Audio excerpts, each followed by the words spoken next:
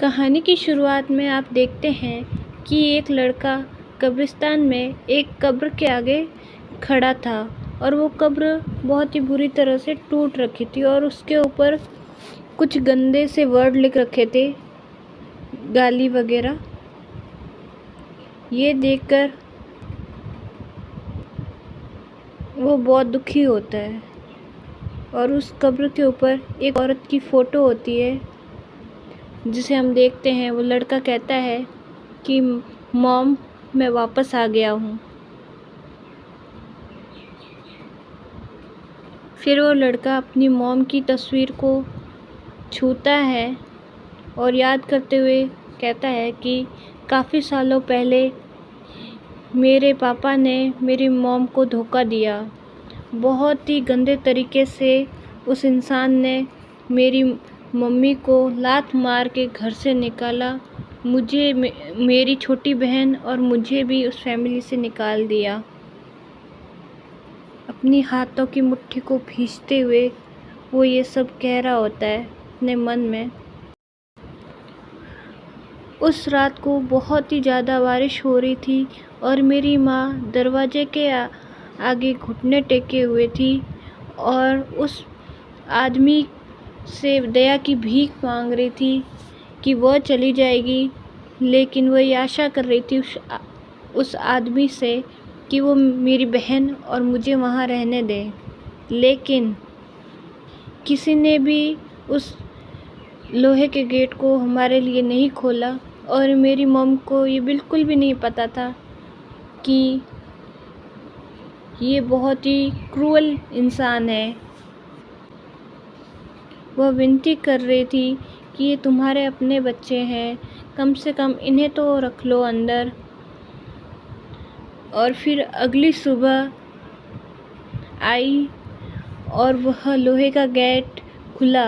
मेरी माँ बहुत ही खुश हुई थी। उसने सोचा कि उस आदमी ने शायद अपना दिमाग चेंज कर लिया है और वह बच्चों को अपने पास वापस ले जाएगा।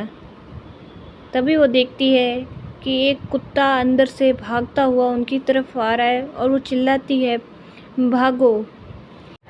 लेकिन वह गुस्से वाला डॉग हमारी तरफ तेज़ी से आ रहा था और मुझे, मेरी बहन को बचाने के लिए मेरी माँ उस डॉग के हाथों से हर्ट हो गई थी और वह हमें चिल्ला रही थी कि बच्चों, भाग जाओ जल्दी से यहाँ से।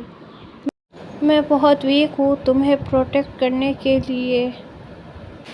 तुम्हारी सिस्टर अभी भी बहुत छोटी है, तुम्हें इसका बहुत ही अच्छे से ध्यान रखना होगा।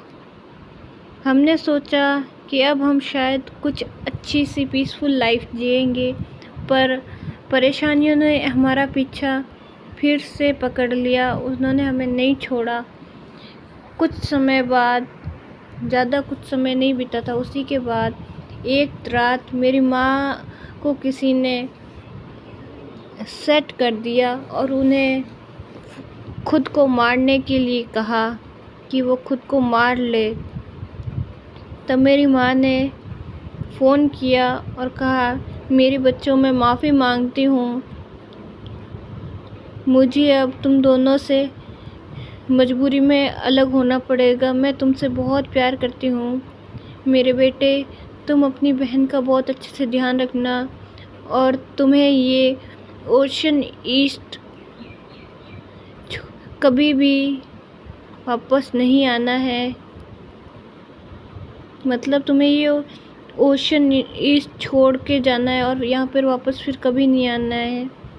और वही उनकी आखिरी कॉल थी जब मैं स्कूल से वापस आया था और मैंने घर आकर देखा कि मेरी माँ की डेड बॉडी पड़ी थी और मेरी बहन होपलेसली रो रही थी। भैया, मैं बहुत डर गई हूँ, मुझे बहुत डर लग रहा है, मुझे मम्मी चाहिए। तभी मेरी सिस्टर सिर्फ 10 साल की थी और मैं सिर्फ 14 का।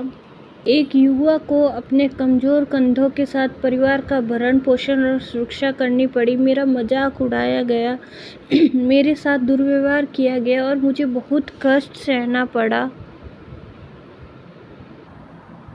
हालांकि जिन लोगों ने मेरी माँ को फंसाया, उन्होंने हमें बिल्कुल नहीं छोड़ा और हम पर कोई दया नहीं दिखाई।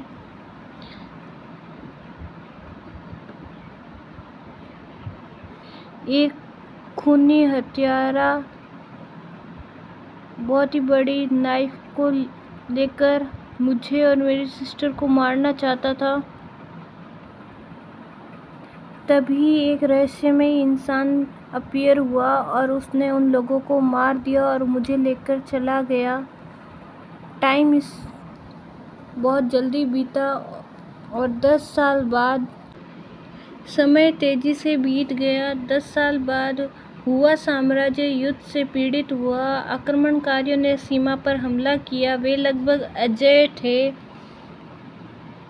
उन्होंने बहुत सी बाधाओं को तोड़ा, मोर्चे पर मौजूद सैनिकों को हराया और हमारे सैनिकों को मार डाला। हमें सेना का नेतृत्व करने के लिए एक जनरल की आवश्यकता थी। राज्य का पतन होने वाला था। ठीक इसी समय एक आदमी दुश्मन के खेमे में छिपकर घुस आया और हत्या करने लगा। कोई भी शत्रु उससे रोक नहीं पाया। हजारों सैनिकों द्वारा संरक्षित शत्रु जनरल की हत्या करना उसके लिए बहुत आसान था। दुश्मनों ने अपना कमांडर खो दिया और वे अराजकता में थे। टकराना इधर उधर लोगों का हुआ। साम्राज्य का अजय सेनापति था भगवान जान। वह देश का रक्षक था और उसे युद्ध के राजा के रूप में सम्मानित किया गया था। जब देश गिर रहा था तब उन्होंने देश को बचाया। उनके योगदान को कभी सभी लोगों ने याद रखा और उनका उपनाम पूरे देश में फैलाया गया, किंग ऑफ वार। अब वह अपने सम्मान और क्रोध के साथ वापस आता है। क्या उसके पुराने शत्रु उसका क्रोध सहन कर सकते हैं? क्या वह अपनी माँ का बदला ले सकता है? 10 साल बीत गए हैं और 10 साल पहले मैं एक कुत्ते की तरह धमकाया और अपमानित किया जा रहा था। 10 साल बाद मैं सम्मान और शक्ति के साथ वापस आया हूँ। पूरे शहर को मेरे सामने घुटने टेकने होंगे। कुतिया के बच्चे, तुम्हें अंदर किसने आने दिया? क्या तुमने बाहर चेतावनी नहीं पड़ी थी गेट पर? डैम, मिस शांगुआन नालन ने हमसे इस महिला की कब्र खोलने और कब्रगाह को नष्ट करने और इस बिच की कब्र के रूप में चिन्हित करने के लिए कहा। हमने अभी इन्हें पूरा किया। आप मास्टरपीस देखने के लिए बहुत भाग्यशाली है। हा हा हा।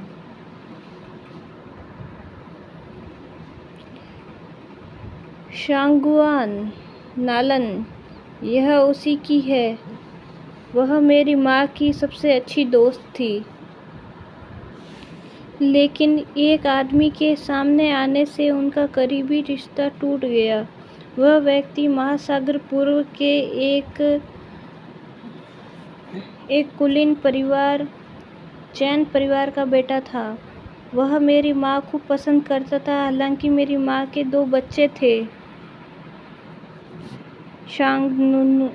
शांगनुआन नालन। आखिरकार मेरी माँ अपने खूबसूरत चेहरे के लिए प्रसिद्ध थी, लेकिन उसका दिल बहुत पहले ही मर चुका था, इसलिए उसने मना कर दिया। दुर्भाग्य से उनकी सबसे अच्छी दोस्त शांगुआन नालन चैन की प्रशंसक थी, लेकिन चैन ने उसे भी मना कर दिया। कुलीन परिवार में विवाह करने के लिए शांगनुआन नालन ने सभी प्रकार का उपयोग किया। मेरी माँ को स्थापित करने का साधन, मेरी माँ के पास एक पुराना घर था, पुराने शहर क्षेत्र में।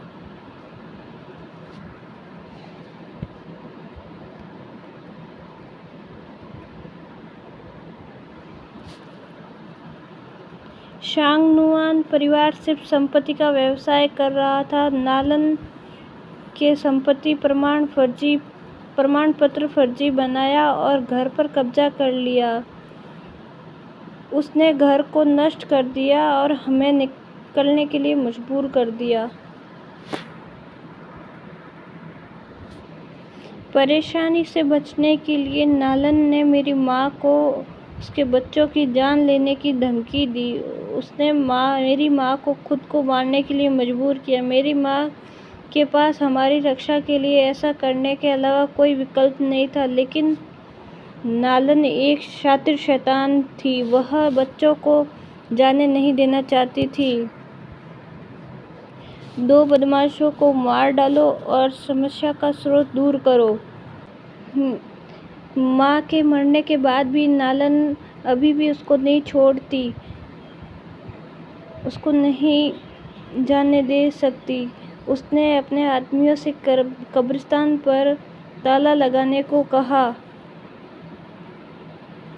और उसने गार्ड से कब्र की रक्षा करने को कहा और किसी से भी मेरी माँ को मिलने की अनुमति नहीं है, और बाहर एक चेतावनी का साइन भी लगा दिया। यह मेरी माँ की मृत्यु की 10वीं सालगिरह है। नालन ने ऐसा जानबूझकर किया। उसने मेरी माँ की कब्र को खोलकर उसकी हड्डियों की राख को बाहर निकाल दिया। कितनी बुरी औरत है वो। तभी वहाँ कुछ आदमी आते हैं। आज मुझे बहुत ही अच्छा लग रहा है, इसलिए मैं तुम्हें नहीं मारूंगा अगर तुम अभी यहाँ से निकल जाओ। आज तो यंग मास्टर चैन का बर्थडे है और आज ही उनकी सगाई का दिन। हमें भी रेस्टोरेंट में एंजॉय करना था और गुरमेट फूड, बट अभी हम ये गंदी सी चीज़ कर रहे हैं यहाँ पर। तुम घुटने टेको और चिल्लाओ, तभी मैं तुमको जाने दूंगा, वरना मैं तुम्हारे पाँव तोड़ दूंगा। वाह, वो जुंगांग, तुमने बहुत ही अच्छा निशाना लगाया।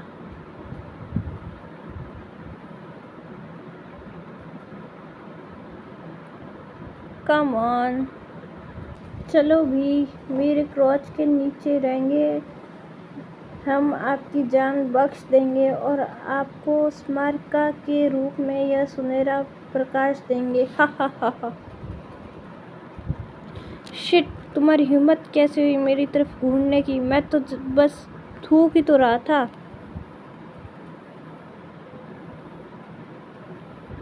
थूकना, तुम जानते हो इसका मतलब? मैं तुम्हें अभी दोबारा करके दिखाता हूँ। वुश।